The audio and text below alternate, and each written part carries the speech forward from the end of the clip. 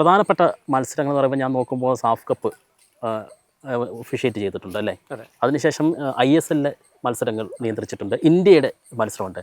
അതിൽ തന്നെ Thomas മുള്ളറും Philip ലാമും അടങ്ങുന്ന ടീമിനെതിരെയുള്ള മത്സരം, ബൈച്ചുംകുട്ടിയുടെ വിരമിക്കൽ മത്സരം, ഇങ്ങനെ വലിയ വലിയ മത്സരങ്ങൾ നിയന്ത്രിച്ചിട്ടുണ്ട്. അപ്പോൾ അവിടെ നമ്മളെപ്പോഴും അനൗൺസ് ചെയ്യുന്ന പോലെ അന്തിമ തീരുമാനം റഫറിയുടേതാണ് എന്നുള്ള ഒരു ബോധ്യമാണോ മനസ്സിലുണ്ടാകുന്നത്? അല്ല, അത് ശരിക്കും പറഞ്ഞാൽ ഈ ബയേൺ മ്യൂണിക്കിൻ്റെ മത്സരം എന്ന് വെച്ചാൽ അതൊരു ഫ്രണ്ട്ലി മാച്ച് ആയിരുന്നു. പക്ഷെ അത് കാരണം ഞങ്ങൾക്കൊന്നും വലിയൊരു ടെൻഷനോ കാര്യങ്ങളോ ഇല്ലായിരുന്നു.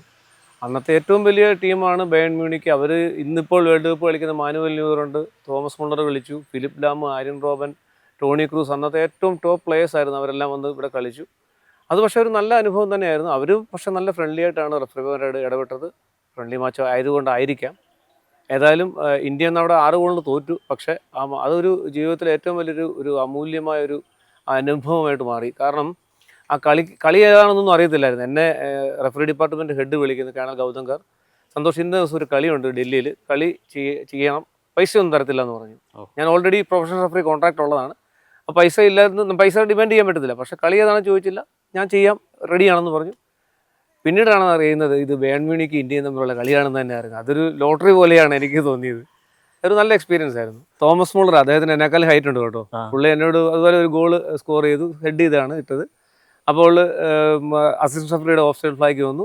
ഓഫ് സൈഡ് ഞാൻ പുള്ളി ചെയ്തു. ഉടനെ പുള്ളി എന്ന് ചോദിച്ചു, ഉടനെ മറ്റേ ഗ്രൗണ്ടിൽ തന്നെയുള്ള വലിയ സ്ക്രീനിൽ അതിൻ്റെ റീപ്ലൈ വന്നപ്പോൾ ഓഫ് സൈഡ് അല്ല. പക്ഷെ നമ്മൾ വാർ സിസ്റ്റോ കാര്യങ്ങളൊന്നും ഇന്ത്യയിലില്ല, അന്നുമില്ല, ഇന്നുമില്ല. അപ്പോൾ അദ്ദേഹം പറഞ്ഞു ഞാൻ ഓഫ് സൈഡ് അല്ല എന്ന് എന്നോട് പറഞ്ഞു. ഞാൻ പറഞ്ഞു അസിസ്റ്റന്റ് റഫറിയുടെ ഫ്ലാഗ് വന്നു, he is the best judge എന്ന് ഞാൻ പറഞ്ഞു.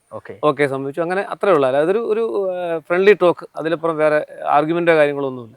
നമ്മളെ ഈ കളിക്കാർ ഇപ്പോഴത്തെ കാലത്താണെന്ന് തോന്നുന്നു കൂടുതലായിട്ട് ഈ തർക്കിക്കുന്ന റഫറിമാർക്ക് പോലും മർദ്ദനമേക്കുന്ന സാഹചര്യങ്ങളൊക്കെ വരുന്നുണ്ട്. അത്തരമൊരു സാഹചര്യം നിയന്ത്രിക്കാനുള്ള നടപടികൾ ശരിക്കും ഫിഫയുടെ ഭാഗത്തുനിന്ന് ഉണ്ടാകുന്നുണ്ടോ? അത് ഫലപ്രദമാണോ? അല്ല, ഇൻ്റർനാഷണൽ ലെവലിൽ ഒരിക്കലും ഒരു റഫറിയുടെ ദേഹത്തൊന്നും ആരും കൈവയ്ക്കത്തില്ല. അതൊക്കെ വെറും ലോക്കൽ ലെവലിലേക്കേ വരത്തുള്ളൂ. അത് അങ്ങനെയൊക്കെ ചെയ്ത് കഴിഞ്ഞാൽ ഒരു പക്ഷേ ലൈഫ് ലോങ് ആ പ്ലെയറിനെ ബാൻ ചെയ്യും. ഇന്ത്യൻ റഫറിമാർക്ക് തന്നെ അവൻ്റെ ഒരു ഫിഫ ബാഡ്ജിൻ്റെ വില അറിയണമെങ്കിൽ വിദേശ രാജ്യത്ത് ചെല്ലണം. കാരണം ദൈവനെക്കുറിച്ച് അങ്ങനെ ഒരു അനുഭവങ്ങൾ 1-2 രാജ്യങ്ങളിൽ പോയത് കാരണം നമുക്ക് ഉണ്ടായിട്ടുണ്ട്.